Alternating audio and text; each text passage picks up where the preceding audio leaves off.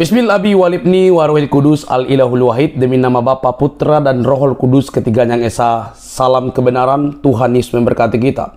Sobat yang dikasih oleh Tuhan, selama ini ada banyak polemikus, ustadz, dan orang-orang muslim yang ngeklaim secara sepihak bahwa segala sesuatu yang berbau atribut yang dipakai Islam di Indonesia milik mereka. Sudah sejak lama kita membantahnya. Bahkan ketika saya memakai kopiah, mereka mengatakan, kamu kan Kristen, kenapa kamu memakai kopiah? Itu kan punyanya Islam. Hah? Nah, teman-teman, hal itu lambat laun akan terbongkar. Sekiranya kalian mau belajar, sekiranya kalian mau melihat. Nah, kali ini teman-teman, kalian pasti kaget bahwa ada seorang mahasiswa yang pintar dan mempunyai literatur yang luar biasa, membukakan kepada saudara supaya jangan suka ngeklaim apapun yang berkaitan dengan atribut. Ini dia videonya.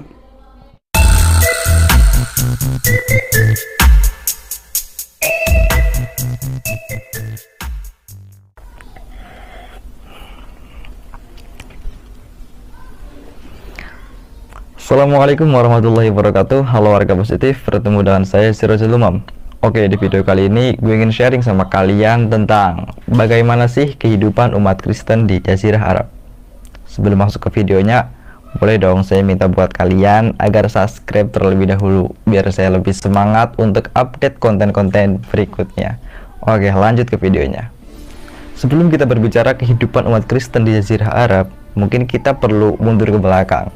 Lihat sejarah terlebih dahulu bagaimana Kristen bisa masuk ke Jazirah Arab. Buat teman-teman yang belum tahu, Kristen itu lebih awal dan lebih lama di Jazirah Arab daripada di Nusantara. Kristen datang ke Jazirah Arab itu pada abad kedua Masehi, jauh sebelum Islam datang dan jauh sebelum Islam muncul.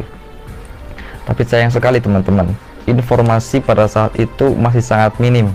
Mungkin orang-orang pada saat itu belum melek sejarah ya, mungkin menurut saya seperti itu. Tapi banyak sejarawan menyimpulkan kalau Jazirah Arab pada masa itu memiliki 3 kepercayaan yang mereka anut. Di antaranya kepercayaan Yahudi, kepercayaan lokal, dan kepercayaan Kristen. Kepercayaan Yahudi itu sudah lama banget di Jazirah Arab. Mungkin sudah banyak sejarah-sejarah yang bahasnya. Kalau saya bahas di sini nanti lebih lama videonya ya tentu. Dan kepercayaan lokal juga udah lama, seperti orang-orang yang menyembah berhala, menyembah kuburan, dan lain sebagainya. Buat kalian yang pengen dibahas juga, bisa tulis di kolom komentar. Dan kepercayaan yang ketiga, yaitu kepercayaan Kristen. Yaitu tadi, pada abad kedua Masehi, sudah ada di negara Jazirah Arab. Dan pada masa itu, Kristen menyebar ke seluruh Jazirah Arab, salah satunya negara Mesir ini. Di negara Mesir, Kristen itu datang sekitar pada abad ke-33 Masehi, kalau nggak salah.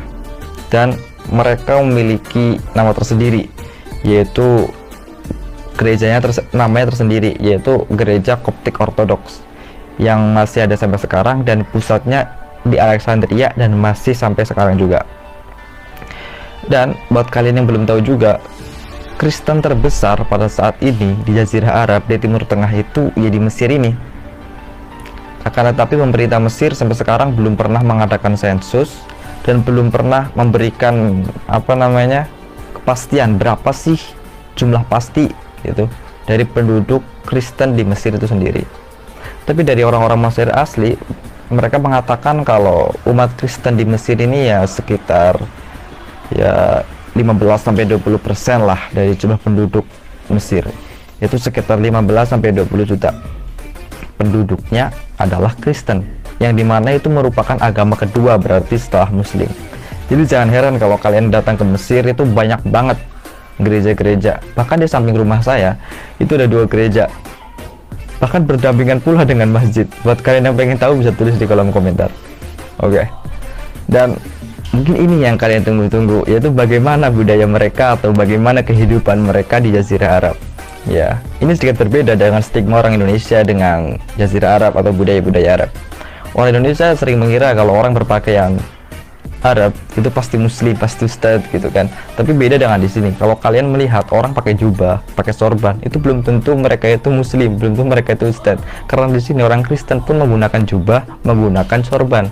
Bahkan ada sebagian teman dari kita itu mereka datang ke sini masih belum tahu ya.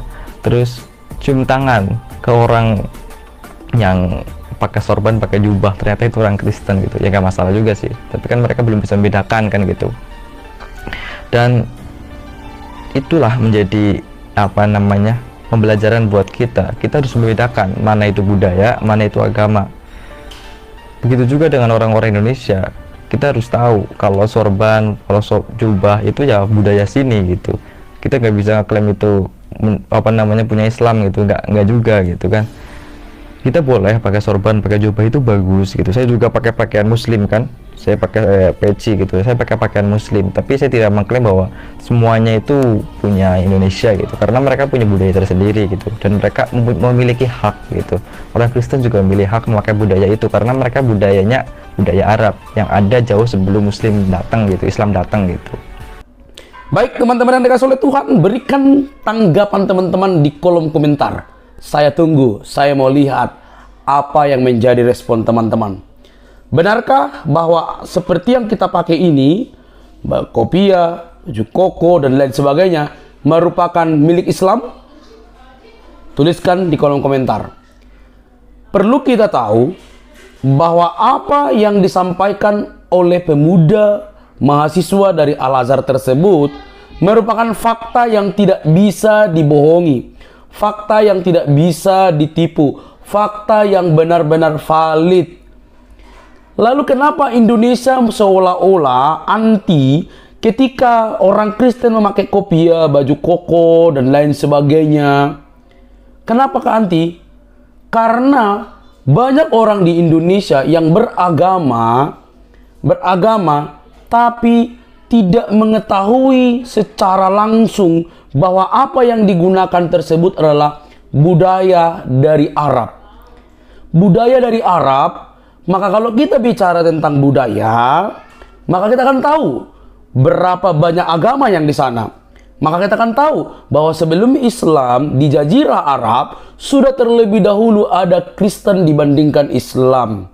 Otomatis setiap keyakinan yang ada di sana, apalagi Kristen, itu terlebih dahulu dan memakai budaya seperti ini. Bahkan untuk penutup-penutup kepala dan lain sebagainya, itu digunakan semua agama di sana, khususnya Kristen. Jadi kalau kita melihat mereka di jalan-jalan atau sedang berkemana begitu, itu tidak bisa ditandai, oh ini Muslim, ini Kristen. Enggak, semua itu berbusana yang sama. Tapi nanti kita akan lihat bagaimana mereka beribadah dan juga berbahasa. Mereka tetap berbahasa dalam bahasa Arab, tapi mereka Kristen. Maka disebutkan dengan jelas, jangan suka ngeklaim. Apalagi kalau orang berbahasa Arab, bukan berarti milik Islam. Orang kalau misalnya pakai kopiah dan sorban dan lain sebagainya, itu bukan milik Islam. Maka oknum-oknum tertentu yang suka ngeklaim bahasa Arab milik Islam, kopiah milik Islam, dan lain sebagainya milik Islam, yuk agak jauh mainnya. Tidak perlu pergi ke Jazirah Arab atau ke Kairo atau ke Mesir, nggak usah. Kalian searching saja, kalian belajar dari Google saja. Benarkah, pertanyakan, benarkah kopiah ini milik Islam? Atau jangan-jangan kita ini hanya sekedar membudayakan, mengagamisasi budaya. Maksudnya gimana? Itu budaya tapi dijadikan agama, sehingga diklaim punya satu golongan agama. Kenapa sampai sekarang masih terus begini? Yaitu tadi, karena tidak mau melihat atau belajar langsung ke sumbernya. Nusantara Indonesia memiliki budaya sendiri, memiliki adat sendiri, bahasa sendiri. Maka kalau Indonesia pergi ke orang Arab, kalau nggak bisa ngeklaim apa yang dipakai di Indonesia menjadi milik mereka. Termasuk dengan budaya Arab, semua agama bisa memakainya.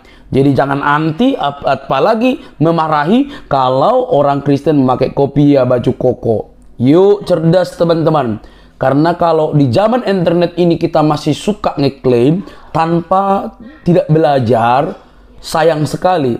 Waktunya itu bisa belajar, tapi akhirnya hanya mendengar dari orang-orang tertentu seperti ustadz-ustadz Kainama dan lain sebagainya yang suka ngeklaim dan segala macam.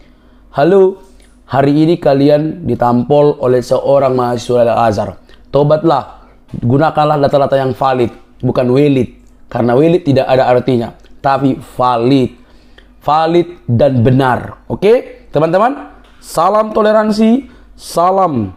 Karena kita memang berbeda, tapi saling menjaga. Karena disitulah letak toleransi tersebut. Oke teman-teman, salam cerdas, tidak usah klaim, apalagi kepanasan, tunjukkan bahwa Anda itu memiliki literasi, pemikiran, kecerdasan, dan adab yang benar. Sampai di sini video saya teman-teman. Tuhan memberkati kita. Bye-bye.